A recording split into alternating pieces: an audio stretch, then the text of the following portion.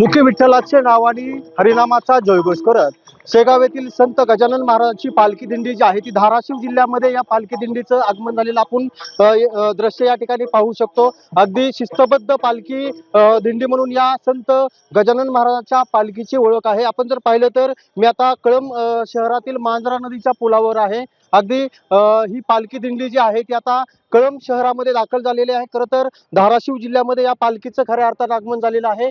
आपण जर पाहिलं तर ही एक्सक्लुझिव्ह दृश्य जी आहे ती साम टीव्हीच्या प्रेक्षकांसाठी आपण या ठिकाणी दाखवतोय। पालखीचं आगमन जे आहे ती या ठिकाणी झालेलं आहे आणि मोठ्या उत्साहामध्ये कळंबकर जे आहेत त्या पालखीचं स्वागत करण्यासाठी जमलेले आहेत।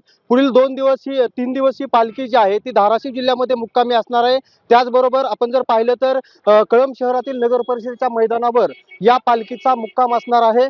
आज संध्याकाळी ही पालखी जी आहे ती मुक्कामी ठेवण्यात येणार आहे। मोठ्या संख्येनं कळंब शहरातील नागरिक असतील, आजूबाजूचे नागरिक असतील, दर्शनासाठी मोठ्या मनोभावे येत असतात। मोठ्या प्रमाणावर नगर परिषदेच्या वतीने देखील या पालखीची वारकऱ्यांची सोय व्हावी यासाठी या ठिकाणी नियोजन करण्यात आलेलं आहे आणि पालखी पुढील 2 दिवस धाराशिव जिल्ह्यामध्ये मुक्कामी असणार आहे।